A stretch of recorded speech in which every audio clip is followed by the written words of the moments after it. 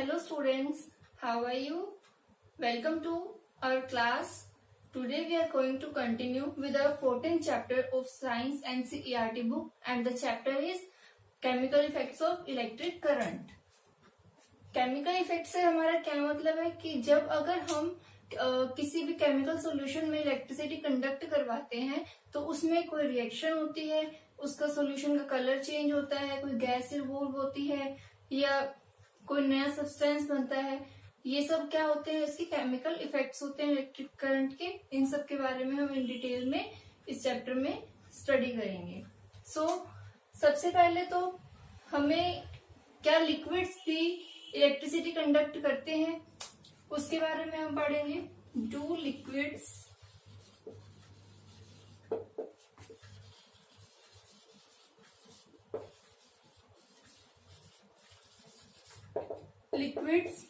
Conduct electricity, इसके बारे में हम पढ़ेंगे। तो आपको कहा जाता है कि अब अगर आपके हैंड्स वेट है, गीले हाथ है, तो आपको किसी भी स्विच को टच नहीं करना है। आपके एल्डर्स आपको ये कहते हैं। तो वो ऐसा क्यों कहते हैं? क्योंकि वाटर जो है, अगर हम वेट है, हमारे हाथ वेट है, हम वेट फ्लोर पे खड़े हैं, तो क्या होता है, वाटर जो है वो इलेक्ट्रिसिटी को कंडक्ट करने में हेल्पफुल होता है, इलेक्ट्रिसिटी को पास करने के लिए अलाउंस करता है। तो इस वजह से वाटर जो है वो इलेक्ट्रिसिटी का कंडक्टर है। इस बेसिस पे जो मटेरियल्स, जो सब्सटेंसेस इलेक्ट्रिसिटी को कंडक्ट करते हैं, उनके अंदर से पास करने के लिए अलाउ करते हैं, उनको हम कहते हैं कंडक्टर्स। एंड जो अलाउ नहीं करते हैं, जिन सब्सटेंसेस में से इलेक्ट्रिसिटी पास नहीं होती है, इलेक्ट्रिक करंट पास नहीं होता है, उन्हें हम कहते हैं insulators. Okay, conductors are those substances which allows to pass electricity through them, and insulators are the substances or materials which do not allow the electricity to pass through them. Okay, अगर हम liquids की बात करते हैं तो liquids में अगर हमने वाटर की बात की तो वाटर तो अलाउ करता है, लेकिन अगर हम टैप वाटर लेते हैं, टैप वाटर अलाउ करता है इलेक्ट्रिसिटी को पास करने में। वाई? बिकॉज इसमें मिनरल्स होते हैं और मिनरल्स क्या करते हैं, पॉजिटिव एंड नेगेटिव आयंस में कन्वर्ट हो जाते हैं, जिसकी वजह से इलेक्ट्रिसिटी को पास करने के लिए अलाउ किया जाता है। लेकिन अगर हम डिस्टिल वाटर की बात करते हैं, डिस्टिल वाटर ये एकदम प्योर वाटर होता है जो कि केमिकल लैब्स में हमें मिल सकता है, केमिस्ट्री लैब्स में।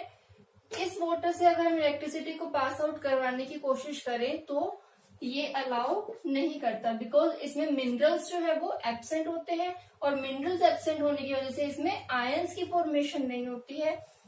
आयन की फॉर्मेशन नहीं होगी तो इलेक्ट्रिसिटी पास नहीं होगी। लेकिन अगर मैं डिस्टिल वाटर में सोल्ट मिला दूं, सोल्ट का फॉर्मूला यही होता है सोडियम क्लोराइड। अगर मैं डिस्टिल वाटर में सोल्ट को ऐड करूं, थोड़ा सा सोल्ट अगर मैं मिला देती हूँ तो क्या होता है, उसमें से इलेक्ट्रिसिटी पास होनी स्टार्ट हो जाएगी, बिकॉज ये जो है सोडियम जो है Na+ और Cl- आयंस में कन्वर्ट हो जाएंगे, जो कि इलेक्ट्रिसिटी को फ्लो करने में हेल्प करेंगे। ओके, इसी तरह से एक और एग्जाम्पल या एक्टिविटी की हम बात करते हैं। हम एक बैटरी लेते हैं और इसमें एक बल्ब को लगाते हैं। ये बल्ब का सिंबल होता है।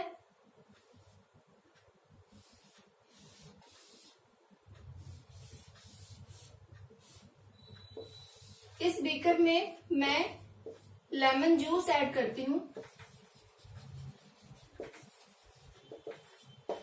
लेमन जूस को, इन टर्मिनल्स को लेमन जूस में डालने के बाद में अगर मैं स्विच को ऑन करती हूँ, यहाँ पे हमने एक स्विच भी लिया है, switch is on now. Switch को ऑन किया तो इसमें से इलेक्ट्रिसिटी जनरेट होगी, इलेक्ट्रिसिटी पास होगी और बल्ब जो है वो ग्लो करेगा। तो इससे क्या होता है, इससे हमें क्या कंक्लूजन निकलता है कि लेमन जूस जो है वो इलेक्ट्रिसिटी को कंडक्ट करता है। It means lemon juice is a good conductor of electricity. इसी तरह से अगर इसकी जगह पे हम विनेगर का यूज करते हैं, वाटर का यूज करते हैं, मिल्क का यूज करते हैं, तो अलग अलग एक्टिविटीज के अकॉर्डिंग हम पता लगा सकते हैं कि कौन सा सब्सटेंस कंडक्टर है और कौन सा इंसुलेटर है।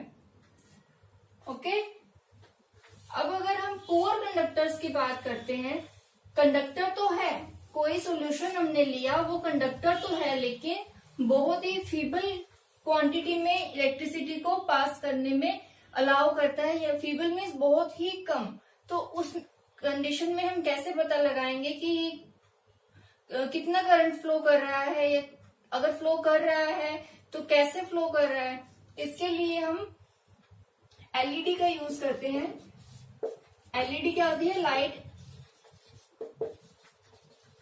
Emitting diode. Light emitting diode, light emitting diode क्या होते हैं? आपने एलईडी लाइट्स देखी होगी। एलईडी लाइट्स बहुत ही छोटी होती है, जो कि बहुत ही कम रेंज की इलेक्ट्रिसिटी से भी ग्लो कर सकती है। इसमें दो टर्मिनल होते हैं। ये वाली लीड जो होती है, जो लार्जर और जो लॉन्गर लीड है, और एक होती है इसमें शॉर्टर लीड। एलईडी की लॉन्गर लीड जो होती है वो हमेशा पॉजिटिव टर्मिनल से जुड़ती है, कनेक्ट होती है, और जो शॉर्टर होती है, जो स्मॉल होती है, वो हमेशा नेगेटिव टर्मिनल से जुड़ती है, उसको हम नेगेटिव टर्मिनल से कनेक्ट करते हैं। तो ऐसा कोई भी लिक्विड जो इलेक्ट्रिसिटी को बहुत ही कम इलेक्ट्रिसिटी को पास करने के लिए अलाउ करता है, तो उसमें हम कैसे जानेंगे? हम एलईडी से जानेंगे, क्योंकि बड़ा बल्ब अगर हम लेते हैं, बड़ा बल्ब, इसके लिए इलेक्ट्रिसिटी भी ज्यादा चाहिए, करंट हमें ज्यादा चाहिए। लेकिन अगर बहुत कम है, कोई सॉल्यूशन बहुत ही कम इलेक्ट्रिसिटी को कंडक्ट कर रहा है, तो उसके लिए हम एलईडी का यूज करते हैं। Okay, now we will discuss about magnetic effect of electric current. Electricity के काफी तरह के इफेक्ट्स होते हैं, जैसे हीटिंग इफेक्ट, जो कि हमने बल्ब में देखा, एलईडी में देखा। उसमें क्या होता है, जैसे ही किसी सॉल्यूशन से वायर्स में इलेक्ट्रिसिटी को कंडक्ट किया जाता है, इलेक्ट्रिसिटी को पास किया जाता है, तो क्या होता है, बल्ब जो है, बल्ब के वायर्स जो होती है, नाइक्रोम वायर्स होती है, उनमें हीट प्रोड्यूस होती है, और हीट प्रोड्यूस होने की वजह से वो बल्ब ग्लो करता है। तो इस इफेक्ट को हम कहते हैं heating effect of electric current. और वहीं पे अगर हम मैग्नेटिक इफेक्ट की बात करें, तो इसके लिए भी हम एक एक्टिविटी कर सकते हैं। इसके लिए हम क्या लेते हैं, एक बैटरी,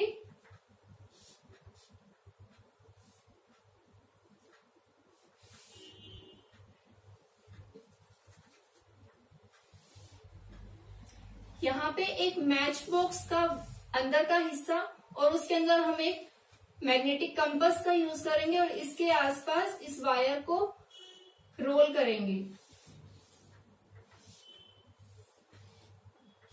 यहाँ पर एक सॉल्यूशन हम लेंगे, हम लेमन जूस भी ले सकते हैं, हम टैप वाटर भी ले सकते हैं, या कोई भी सॉल्यूशन जो कि इलेक्ट्रिसिटी को कंडक्ट करे, ऐसा कंडक्टिंग सॉल्यूशन हमें यहाँ पर लेना है। अब हम क्या करेंगे, इसको पूरा करने के बाद में हमने की स्विच को ऑन किया। जैसे ही इलेक्ट्रिसिटी कंडक्ट होगी, इलेक्ट्रिसिटी इसमें से पास होगी, पास होने पे क्या होगा, जो इस नीडल में, जो कंपास में जो नीडल है, उसमें डिफ्लेक्शन शो होगा। डिफ्लेक्शन शो किस वजह से होगा? ये होगा इलेक्ट्रिसिटी के मैग्नेटिक इफेक्ट की वजह से। इसी तरह से अगर हम यहाँ पे हमने लिया लेमन जूस, सपोज हमने लेमन जूस से ये एक्टिविटी की। अब अगर हम इसकी जगह पे टैप वाटर का यूज करते हैं, तो क्या ये प्रोसीजर होगा, ये इफेक्ट शो होगा? Then definitely yes, because tap water जो है वो इलेक्ट्रिसिटी को कंडक्ट करता है। इसी तरह से अगर हम मिल्क की बात करें, विनेगर ऑयल की बात करें, तो ये आप खुद एक्टिविटी करके देखेंगे और कमेंट सेक्शन में मुझे बताएंगे कि मिल्क और वेजिटेबल ऑयल से आप ये एक्टिविटी कर सकते हैं या नहीं। ओके, और इसी तरह से अगर हम यहाँ पे डिस्टिल वाटर की बात करें, डिस्टिल वाटर से ये एक्टिविटी नहीं होगी, बिकॉज डिस्टिल वाटर जो है वो इलेक्ट्रिसिटी को कंडक्ट नहीं करता है। लेकिन अगर डिस्टिल वाटर में मैं थोड़ा सोल्ट मिलाऊं या फिर ऐसा कोई सॉल्यूशन मिलाऊं, ऐसा कोई सब्सटेंस मिलाऊं जो कि इलेक्ट्रिसिटी को कंडक्ट करवा सकता है, कंडक्शन को बढ़ा सकता है, तो उस कंडीशन में क्या होगा, ये इलेक्ट्रिसिटी को कंडक्ट करेगा, इसमें से पास होगी इलेक्ट्रिसिटी और यहाँ पर हमें डिफ्लेक्शन शो होगा। ओके, नाउ हम पढ़ते हैं chemical effects of electric current, जो कि हमारे चैप्टर की हेडिंग भी है। चैप्टर का टाइटल जो है वो केमिकल इफेक्ट है। इसके लिए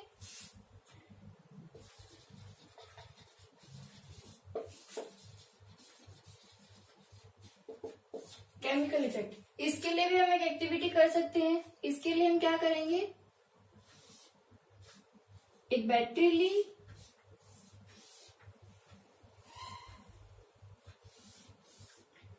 कनेक्टिंग वायर से कनेक्ट किया और यहाँ पर 2 कॉपर रोड ली हमने और इसके ऊपर एक मेटल की कैप लगाई, ताकि मेटल की कैप हम यहाँ क्यों लगाएंगे, ताकि इसमें इलेक्ट्रिसिटी कंडक्ट हो सके, इन वायर्स में मेटल के थ्रू इलेक्ट्रिसिटी कंडक्ट हो सके। और इसको एक बीकर में हमने डाल दिया जिसमें कि हमने वाटर लिया है, वाटर में इन रोड्स को डिप कर दिया। This one is battery, these 2 rods are copper rods and यहाँ पर हमने लिया वाटर और इसमें वाटर लिया और यहाँ पर हमने मेटल की कैप लगाई। अब इन रोड्स को, कॉपर रोड्स को हम क्या कहेंगे, इलेक्ट्रोड्स, क्योंकि जब करंट फ्लो होगा, करंट इसमें से पास होगा, तो इन रोड्स पे ही जो भी केमिकल इफेक्ट होगा, ये जो भी केमिकल रिएक्शन होगी वो इन रोड्स की सरफेसेस पे होगी। इस सरफेस पे होने की वजह से इनको हम क्या कहेंगे, इलेक्ट्रोड्स। ओके, अब इस सर्किट को कंप्लीट करने के लिए हमने वाटर में क्या किया, थोड़ा सा लेमन जूस ऐड किया। लेमन जूस हमने देखा इलेक्ट्रिसिटी को कंडक्ट करता है, लेमन जूस किया और स्विच जैसे ही ऑन करेंगे सर्किट कंप्लीट होगा, तो इसमें क्या होगा, केमिकल रिएक्शन होगी। केमिकल रिएक्शन किस फॉर्म में हो सकती है, केमिकल रिएक्शन इन रोड्स पे कोई इस सॉल्यूशन में कोई गैस इवॉल्व होने की हो सकती है, केमिकल इफेक्ट इसका हो सकता है कि कोई गैस इवॉल्व हो रही है, या सॉल्यूशन का कलर चेंज हो रहा है, इन रोड्स पे, इन इलेक्ट्रोड्स पे कोई मेटल का डिपोजिशन हो रहा है, कोई मेटल यहाँ पर ऐड हो रही है, या फिर सॉल्यूशन का कलर चेंज हो रहा है, केमिकल रिएक्शंस हो रही है, ये सब इसमें होता है केमिकल इफेक्ट में। केमिकल इफेक्ट के बारे में सबसे पहले किसने बताया था, चार्ल्स निकोलसन ने। आई होप ये आपको समझ में आया होगा। इन 1800 एक ब्रिटिश केमिस्ट थे,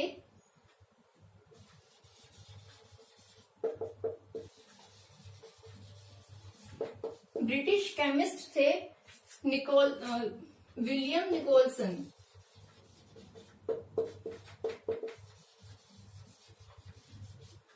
निकोलसन। इन्होंने सबसे पहले chemical effects of electric current के बारे में बताया था। इन्होंने क्या बताया कि जब 2 इलेक्ट्रोड्स को वाटर में इमर्स किया जाता है, ये इलेक्ट्रोड्स हैं, जब इन इलेक्ट्रोड्स को वाटर में इमर्स किया जाता है और करंट पास करवाया जाता है, तो क्या होता है, इसमें H2 एंड O2 के बबल्स बनने स्टार्ट हो जाते हैं। H2 एंड O2 के बबल्स बनते हैं। ये बबल्स क्या करते हैं, O2 के बबल्स जो है वो पॉजिटिव टर्मिनल पे इकट्ठे होने लग जाते हैं और हाइड्रोजन के बबल्स जो है वो नेगेटिव टर्मिनल पे इकट्ठे होने, कलेक्ट होने स्टार्ट हो जाते हैं। ऑक्सीजन के बबल्स जो है वो पॉजिटिव टर्मिनल पे जाते हैं और हाइड्रोजन के बबल्स जो है वो नेगेटिव टर्मिनल पे जाते हैं।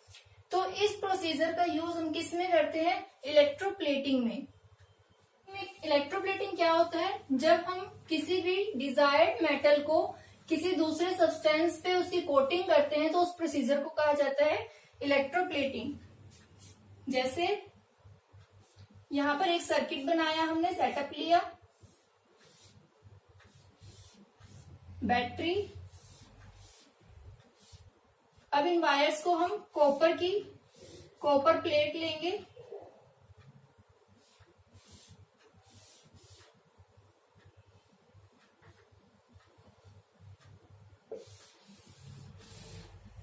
ये हमने ली कॉपर प्लेट।